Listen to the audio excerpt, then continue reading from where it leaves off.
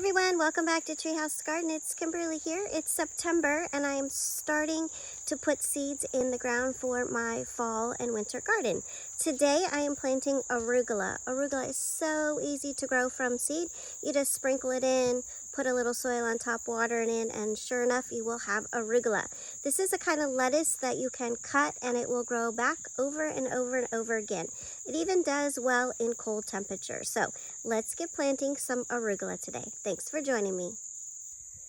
Alright, so I'm going to plant my arugula in this Olle Garden bed. Has one squash still surviving, but I'm going to plant it in the very front of this bed. So first thing that I'm going to do is loosen up my soil.